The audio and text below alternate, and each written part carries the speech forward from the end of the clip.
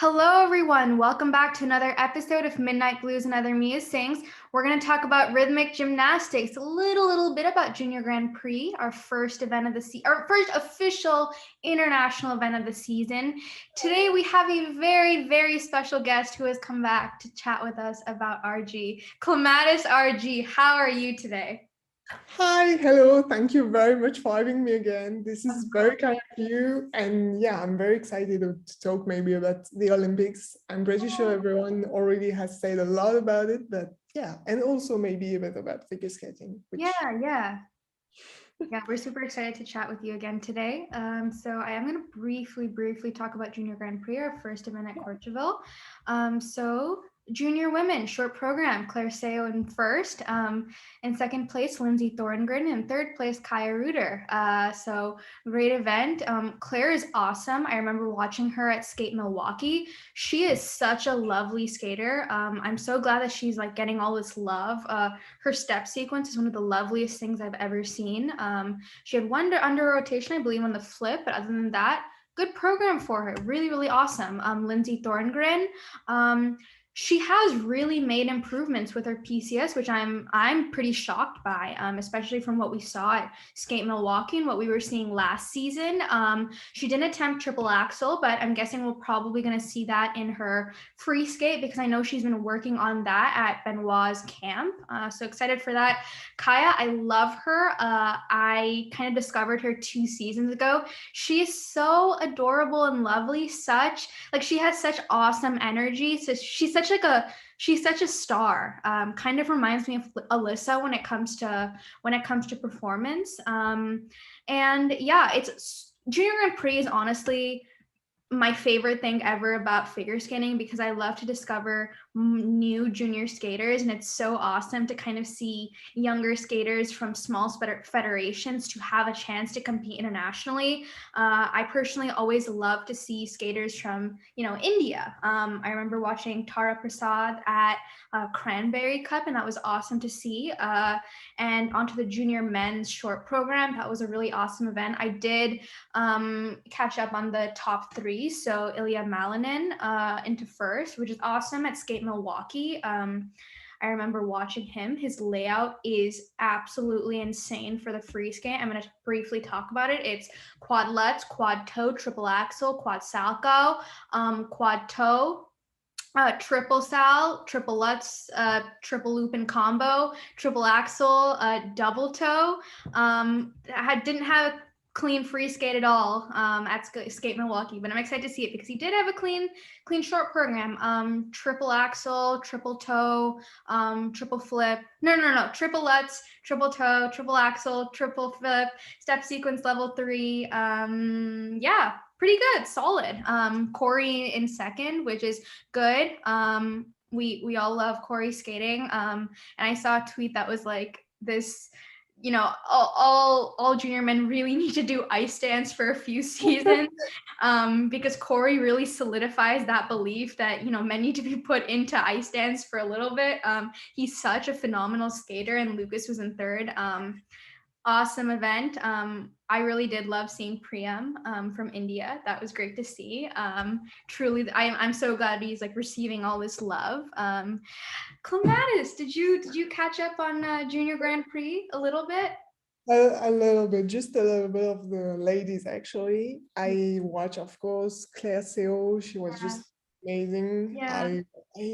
She chose a music that I love for, Yeah. well, first of all, it's a beautiful piece, but obviously the fact that it was used for like the iconic program of Suiha and Han, and I was like, oh my God, I hope she does it justice. And yeah, totally amazing. The way she started the step sequence, I really like it. Yeah, it's really amazing the way also she feels the music, and I'm really, I would say, sensitive to that because Yeah. yeah, not much meant the technical side, but yeah, just vibes. I would say, yeah. Definitely check out Seo Yeon-ji as well. She was in fourth. She represents Korea. She scored a Oh, yeah. 6.5. She was also a big surprise for me. Yeah. I know a little bit about Asun Yun, who's from Korea as well. She didn't do as well. I will, I believe she didn't have a combo. I kind of sort of caught up on this. She scored a 48.18. I was very sad about that, but definitely look out for them in the free skate. I know that they're gonna make an awesome comeback. So yeah, Clematis, why don't we move on to rhythmic gymnastics? We're 2 weeks out from the Olympics. Yeah. So yeah, what are your thoughts on why don't we start with individual all around finals? Yeah, oh my God. Yeah, it's been already 2 weeks. Yeah. It doesn't feel so. I'm still trying to like not process, but like actually process some files I have technically. But yeah, the results have been, I mean, it's a bit weird because after the qualification, I think I wasn't alone thinking that, but I really thought if Linoy Ashram was going clean, she was in the big possibility to actually win the Olympics. So the all-around final result didn't come as much as a surprise to me, because I thought after the qualification it was obvious that yeah, she would go clean, and even if the twins also went clean, she would absolutely become Olympic champion. I think, well, the thing is, I still don't have much thought about like actually getting very precisely into the difficulty in the execution. But what I think that this code and this competition in particular for the individual really revealed the fact that difficulty is obviously the biggest point you would need to have to win over execution. And yeah, the fact that for I mean, people watch rhythmic gymnastics for the first time or very not always. The fact that you have visible mistakes like loss or the apparatus going outside of the boundaries or fall, and the fact that there is also what I call hidden mistakes that you can't necessarily really see if you don't know them, but actually that those type of mistakes can also cost as much as a loss. So yeah, I think it was really an interesting competition in terms of what happened, the results and the consequences in terms of how maybe rhythmic gymnastics, maybe the judging, maybe the way it's perceived will continue. I think it will probably make bigger impact than what we think it would. Like the result obviously is like a bit unexpected, but obviously in terms of how on the longer term in 5 or 10 years.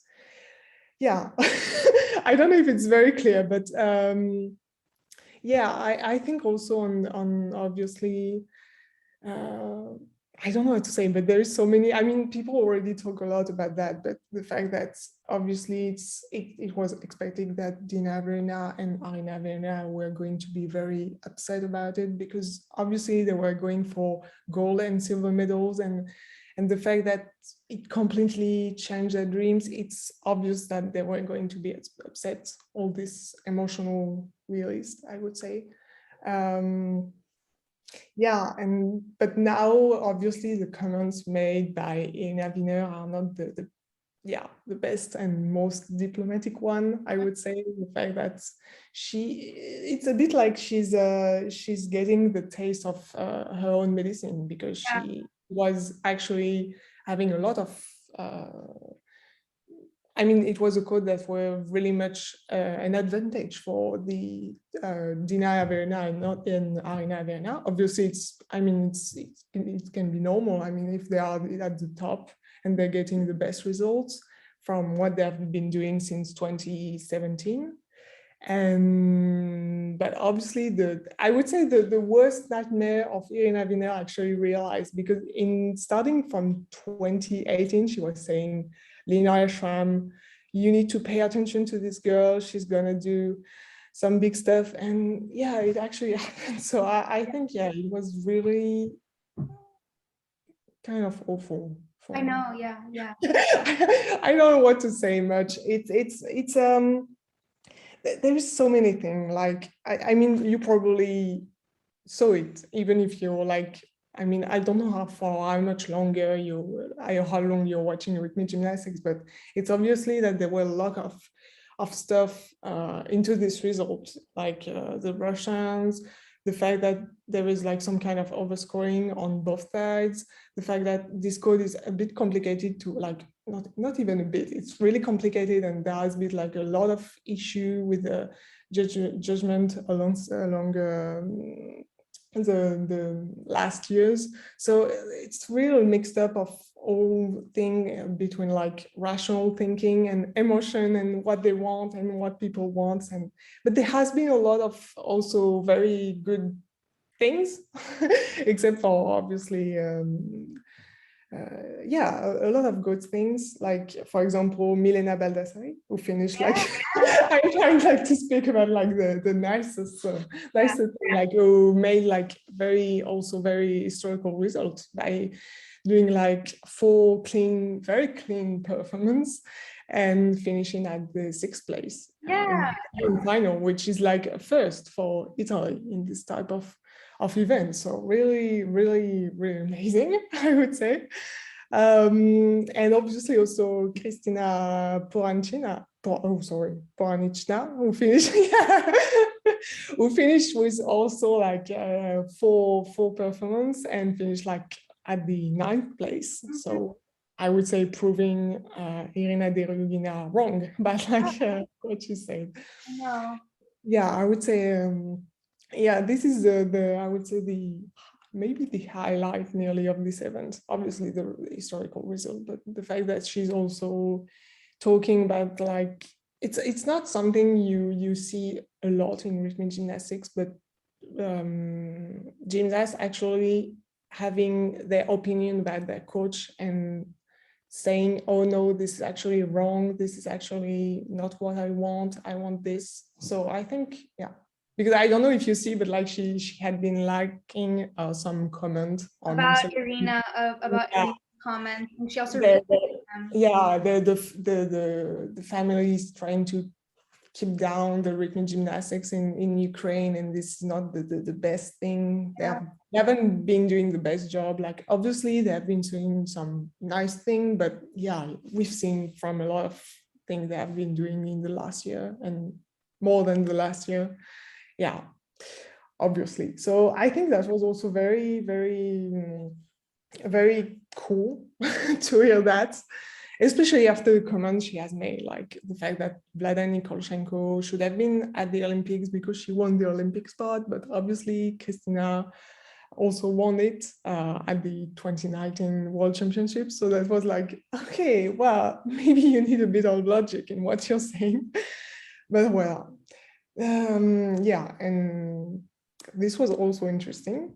I'm trying to think that, and also, obviously, I can't finish talking about like the individual event without talking about like Alina Arnashko bronze. Of course. Actually, kind of incredible because she had a loss during her hoop routine, and very small, but she had one, and also during her ribbon routine. And she finally, thanks to her very high difficulty, because she also has a very high difficulty, and thanks to kind of a consistency for her ball routine and clubs routine, she actually managed to get a bronze medal after having a very disaster with ribbon, I would say, which is very awful because she had already a disaster at 2018 World Championships. So that was like, oh my God, she has a ribbon curse or something. This was very heartbreaking to see too. I know. Like, oh no, not again. But yeah, obviously it's a very, very nice victory for Alina Arnashko. I don't know if you saw it, the way she was like so happy about it. I love Harnasco. I love her. Medal and stuff. So cute. Her and Puma Harnasco, my favorite little duo. Her and Salos are the cutest friendship ever. But yeah, I'm so happy that she was happy. I'm actually waiting for a vlog about the Olympics. Maybe she had made one. I'm not sure, but maybe, I don't know. And obviously the I don't know, like I don't want like to add fire to stuff already. I don't know how to say that, but like also the comment she made about like the fact that they broke the system. I think that was very interesting to hear her comment actually about like I always kind of like hearing what the gymnasts think about like, even if it's right or wrong about like what they think. And yeah, I think it was interesting to see that they were also perceiving this kind of Russian dominancy and they wanted to end it. It's interesting to know about this, I think. I Uh, also, yeah, I also like don't really want to add fire, but I do have a few thoughts on that. it's obvious we're talking about the Tokyo Olympics. It's Yeah, obviously to begin to transform into the most fire yeah. event, I would say. I don't. I think that she's correct though. That like she did technically break the system with Lanoy, regardless of if you kind of agree with Lanoy's OGM win or not. I mean, the truth is having having Lanoy and Alina on that podium did Yeah, very much break the cycle of Russian dominance. And I'm not necessarily suggesting that Russian dominance was not justified because it definitely was. yeah, yeah. Yeah, but I think she's correct, especially when Mm.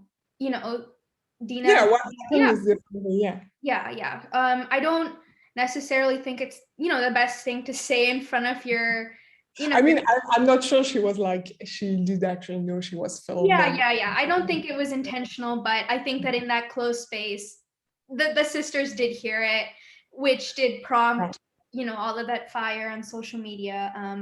I think it's unfortunate for the Avrina sisters, but Lena got to take her own medicine. So yeah, I do think there is also something that is actually a bit sad is the way a silver medal is depicted as a loss and not a big win, because it's still like a Olympic silver medal, and this is still like a very important medal. A lot of people would dream about it. So, but yeah, I understand you're aiming for gold, so obviously if you don't have it, you're sad about it. This is normal, I would say. Yeah, if you want to talk maybe about the group event, or am I talking too much about already the individual? no. You you are the RG expert. You know everything about RG. You can talk as much as you want. Yeah. So why don't we go into group? Definitely a very good finals. I will say I loved watching it. I will say ROC. I'm not the biggest fan of Well, yeah, I think well, as you say, overall, it has been a very solid final because we had like very clean, well, without like big losses. So this is what we say when it's clean, but obviously it can be like clean-ish depending. But it was very strong performance for Bulgaria, Russia, especially given like the performance Russia gave during the last month. It wasn't always very clean, so I think it was a big improvement. And Italy, despite like a very tiny drop, I think at the end with the ball, but it was like, I don't, yeah, it was very tiny.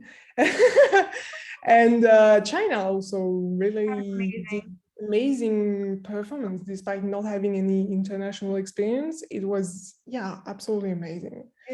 And yeah, obviously a big heartbreak for Belarus was in bronze position, and then they just, yeah, something happened with Hoopens clubs. But yeah, they had like very not the most stable season, a bit like Russia actually. It was, they changed a lot of routines and stuff. So yeah, I don't know, but the bronze was actually within their grasp, given the fact that they had also very high difficulty. But yeah, a very big win for Bulgaria, Russia, and obviously Italy, finally, especially for the members who were in Rio who had lost the bronze, and finally they have it, like they have a Olympics medal. But yeah, obviously, I think the victory is even more obvious there because Bulgaria didn't have any kind of big mistakes. They missed a collaboration at the end of the hoop and clubs exercise, but that was very, not the biggest thing. So yeah, I think there Irina Biner, when she's saying that the victory is not deserved and stuff, like she's a bit of it's a bit like she should try to not say much about it, especially since she's like kind of, she seems to focus on some very strange mistakes such as bend harm, like there is actually technical stuff like where you catch the apparatus and you have like bend harms that like you'll be crooked. It's like removing you minus 0.1, so it's like really nearly nothing. And she's like saying, oh, but Bulgaria is always catching with that type of arms and stuff, and they should have like a lot of point removes. And but this is actually like very small mistakes compared to the kind of execution mistakes we saw from Russia within the exercise. They have like missed people and stuff that were like not entirely clean. I cannot, like, it's very hard for groups to commentate on it because I still didn't watch precisely. It's crazy. I don't know. Like if you watch groups, you understand that the way the difficulty is counted, how does it work, and how judges can see everything. So I think I'm actually very curious about like diving into the difficulty and actually watch if the podium was right, or like trying to understand how, and especially about like the position of Russia and Italy and China and even below, we'll see, and of course Bulgaria. But yeah, very historic podium again. And if you haven't watched it, maybe just give it a chance, especially for the podium, like the top four.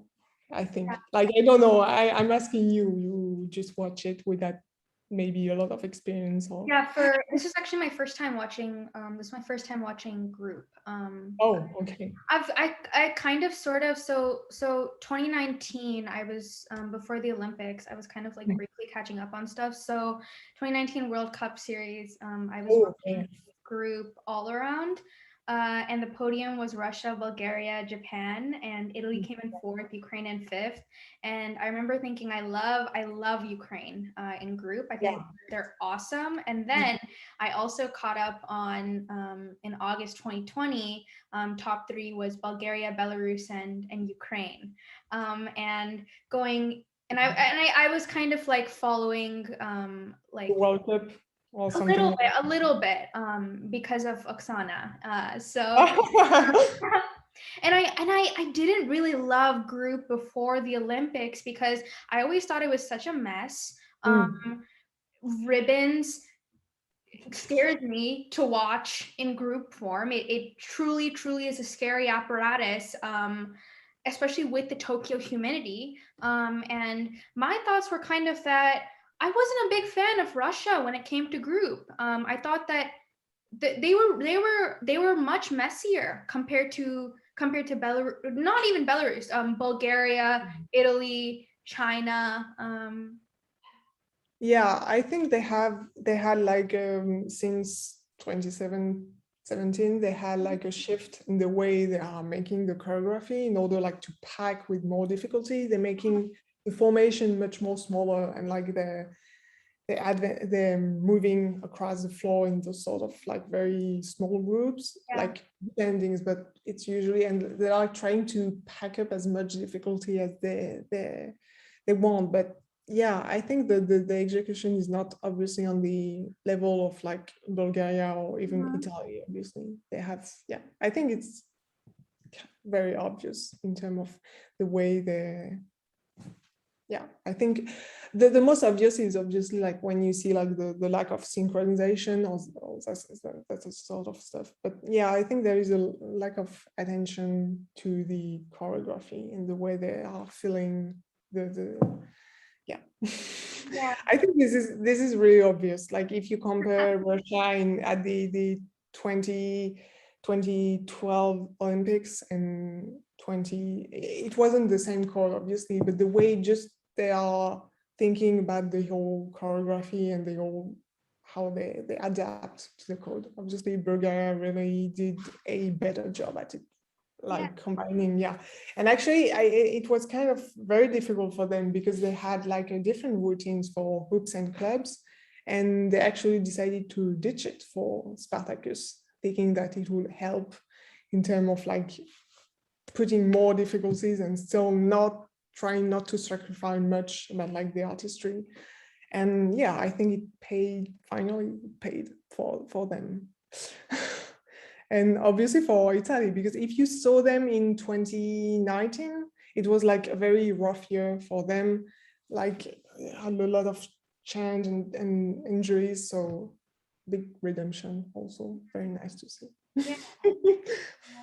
But yeah, groups at the first, when I started to watch rhythmic gymnastics too, groups were also very much more difficult because you have really to pay attention to stuff, and if you it's really subtle. I think like it can, especially with this code, it can be very, very quickly messy and ugly, I would say.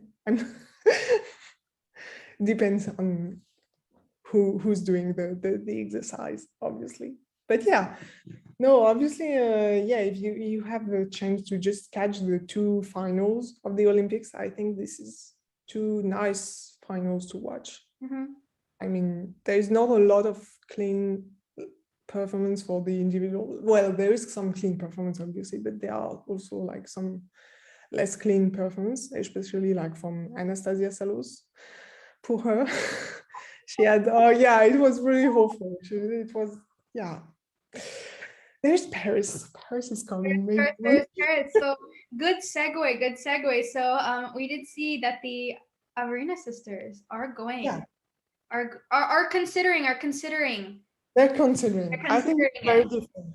Yeah, because like in 2004, Alina Kabaeva was also considering Beijing. It was like, I mean, no, I'm not saying like they won't do it, but obviously, Yeah. I mean, there's still 3 years, so it's not 4 years, so maybe depending. I think the World Championships, because they actually confirmed that they are going to go to the World Championships, will be like a big something that will say to us whether they actually are going to the Paris or not. If they, I don't know, in 3 years, I think the code obviously will be less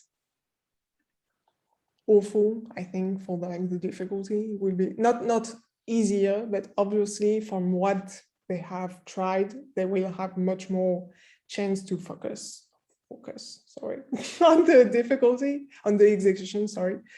So maybe it will allow them to breathe more into routines and pay more attention to the execution, but also injury for Dina Avrina, I don't know. We are always bringing that.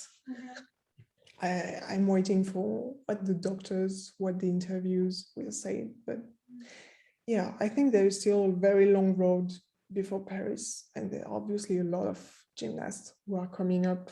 It's very hard, I think, being a gymnast in Russia, obviously. Yeah. Wow. Hey, thank you so much, Clematis. It was lovely. Oh, thank you. Thank you so much. Thank you everyone for listening. We are going to be releasing our episode recapping Cranberry Open, Lake Placid Invitational. We did talk a little bit about Russian junior test skates. I, for one, am so excited for Russian senior test skates. And as I said earlier in this episode, Junior Grand Prix circuit is my favorite thing about figure skating. I love it so much. I think that it is just so fun to watch, and I encourage everyone, if you haven't watched it live, to kind of catch up on the Lady Short program. I'm gonna try to get this episode out as soon as possible. But yeah, thank you all for listening. Thank you so much, Clematis. Thank you. Bye. Bye.